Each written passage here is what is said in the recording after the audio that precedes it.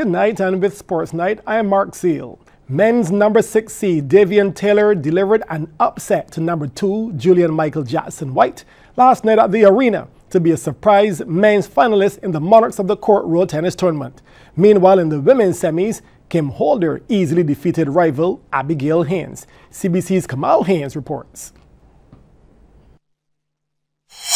In the first match of the night, the Barbados Public Workers Cooperative Credit Union in-house competition, Dwayne Jones in the forecourt defeated Godwin Worrell 21-16, 21-18. Still in the in-house competition, match 2 saw Damian Johnson Howard in the near court getting the W over Rosson Howard 21-14, 21-18. In the boys 12 to 16 age group, match number 3, Shaquan Henry in the far court got the better of Jaden Mears, winning 21-12 in the first game before inflicting a 21-9 sow in the second. Now to the mixed doubles, the pair of Asabi Downey and Sean Spencer in the far court up against Kiana Holder and Anthony Simmons. Holder with the unforced error into the net. Downey and Spencer had their game plan all cut out and made the crowd well aware of their intentions. Spencer with a running left-handed drive down the right, top shot. They would go on to take the game 21-11 to put one foot in the finals. Holder and Simmons had other plans. Coming back off the break and looking the part, here Simmons hits a non-returnable. Game 2 went down to the wire with both pairs neck and neck, but Spencer and Downey gave a late reminder as to who was in charge, here with a cross-court drive for the point. Holder and Simmons fought hard to juice the game at 20 after being down 16-20. Here they win one of those 4 points. But Spencer and Downey held on to take it 22-20 to advance to the finals. To the women, number 2 seed Kim Holder in the near court up against Abigail Haynes. Holder with a deadly backhand slice for the point. Holder kept Haynes on the defense, testing both her forehand and backhand skills. She eventually folded under the pressure, forcing the ball into the net. Holder took the first game 21-16, showing signs she was just too good for the number 3 seed. Game 2 saw Holder continuing her domination over Haynes. And when things started to look promising for Haynes, the common unforced error got in the way of her success. Holder would go on to take the game 21-14 to win the match 2 straight and advance to the final. To the final match of the night, the men's semis, Davian Taylor in the near court taking on Julian Michael Jackson White. White drives down the right, stopping his authority. He would take the first game 21-16 to put the pressure on the number 6 seed Taylor. Taylor bounced back well in the second game, showing he was a force to be reckoned with. He took the game 23-21 to level the match at 1 apiece. Here Taylor executes the winning shot down the left. White made a few changes and came stronger in the third, regaining the 2-1 lead with a 21-15 win over Taylor. But Taylor regrouped well and pulled out the shots in his arsenal, edging White 21-19 in the fourth to level the match once more. Here he uses the forehand drive to good effect, leaving White in awe.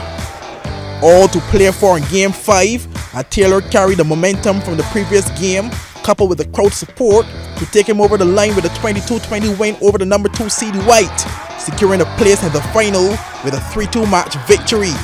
Kamal Haynes, CBC Sports. Now to cricket, Trinbago Knight Riders have back the points lead in the Hero CPL after defeating the Guyana Amazon Warriors last night at home at the Queen's Park Oval. Knight Riders were sent into bat and scored 170 for 7 off their 20 overs. Player of the match, Colin Munro, top scored with 90, inclusive of 10 fours and 4 sixes. Sohail Tanvir took 3 for 27 and Romario Shepherd 3 for 29. Now have a look at the digital highlights bundle. Sent into bat, Tanvir actually got a wicket first up. The wicket of Leno continues to struggle in 2018 CPL, but Munro got together with Dinesh Ramdin in that 135-run partnership. Very, very attractive stroke play from both players. Munro was unstoppable. He's paced his innings so well for this franchise over the last couple of seasons. Amazon bowlers were wayward, too short, too full early up, and Munro climbed into Imran Tahir eventually got to his 50 for the 5th time this season, and continued on taking apart some badly lined bowling, and then of the final delivery of Imran Tahir's spell, Sohail Tanvir put down a catch off Ramdin. Ramdin continued to power on in partnership with the left-handed New Zealander. His ball striking was majestic, his gap finding supreme. And then Ramdin went, well caught by Imran Tahir. That was a solid catch, a well-judged effort. Not too long after that, Monroe fell to Romario Shepherd, who also got Brendan McCullum.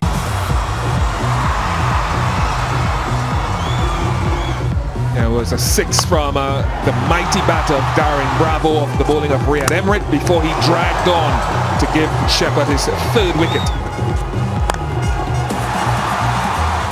A little bit of a glimpse of Bravo's power and deft touch, not special fielding. Javon Sills also muscled one to the boundary before he went both neck and crop by Tanvir's slower delivery. The final delivery saw Sunil Narayan caught in the deep by Roshan Primus. The Knight Riders then dismissed the Amazon Warriors for just 103 of 17.4 overs to win by 67 runs. Roshan Primus made 36 not out with 3 fours and 2 sixes, while Ali Khan took 3 for 22. Not too many highlights for the Warriors in the Digicel highlights bundle. They wanted a good start like they had against the Tridents. Unlucky here for Ronke, adjudged LBW, and it was sliding down leg. Hetmeyer came in, and as he likes to do, he works in boundaries. Chadwick Walton runs in the last game. Thought he was back in form, but not with this man on. Pierre through the defences. Not too many boundaries at all. Hetmeyer struck the ball nicely, but found that man, Colin Munro. Mohammed, well, he was key to keep them in here. And Narayan, as so often he does, comes on and takes a wicket. Jason Mohammed tried to hold things together, but Chris Green became the next victim of Curry Pierre, caught by Brendan McCullum. So Harold Tanvir stayed for 9 deliveries without troubling the scorers before he departed. Bravo picked up Jason Mohammed. That was pretty much all she wrote. Primus survived 1 or 2 hairy moments with LBW shouts before he unleashed the beast and found hero maximums and boundaries. Brilliant catch from Javon Searles out there on the fence. Brilliantly timed jump. Primus continued to enjoy himself. To Shepherd, who had a good night with the ball, found the boundary before he was knocked over by Fawad Ahmed. Primus continued to swing the willow. It's a mighty piece of willow it is too. And then it was to here. The last man to go to Ali Khan, finished with 3 for 22. Embraces all round. Brilliant stuff from the home team. And just to note, today is an off day for the CPL. More cricket news. West Indies B defeated Canada in their opening 50-over match at the Southwest Ground, the Maple Leaf Cricket Club in Ontario last evening. Windies B batted first and made 286 in 48.2 overs. John Campbell top scored with 90, while Anthony Bramble made 83.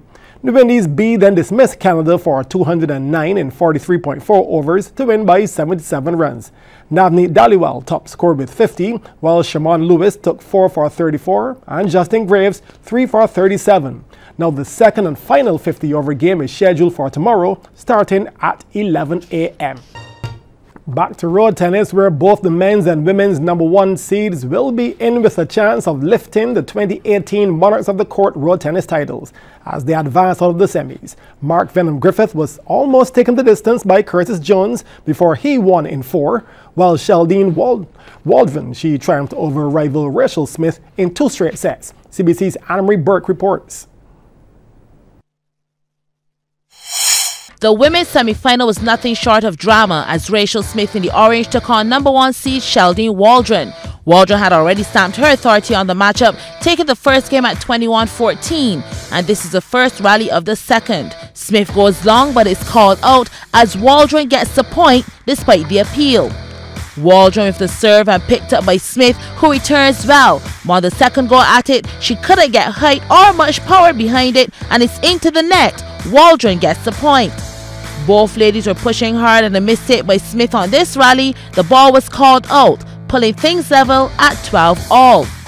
And this is where the game got intense. Smith with the serve. Waldron returns for Smith to smash it sweetly to the left corner. She was trailing at this stage though.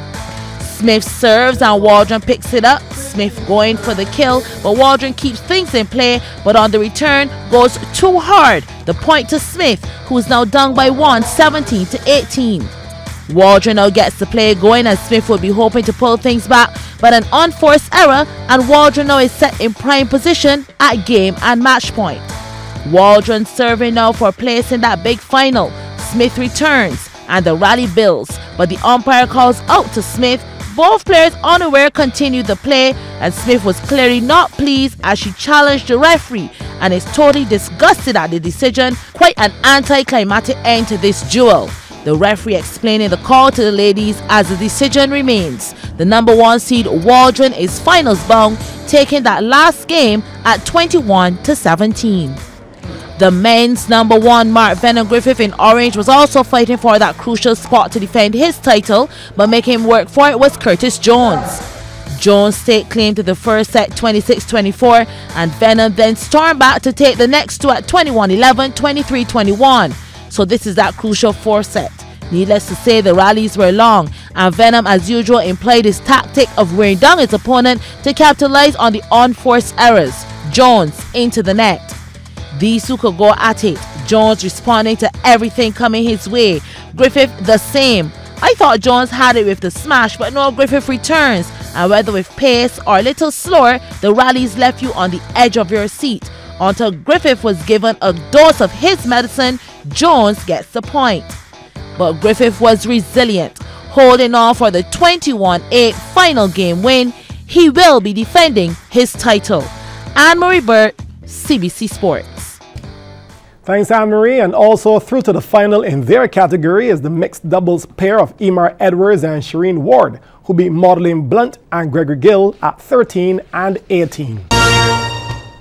Some of the island's young basketballers have been engaged in a camp under the guidance of some associates of the Toronto Raptors NBA basketball team. CBC's Anne-Marie Burke reports.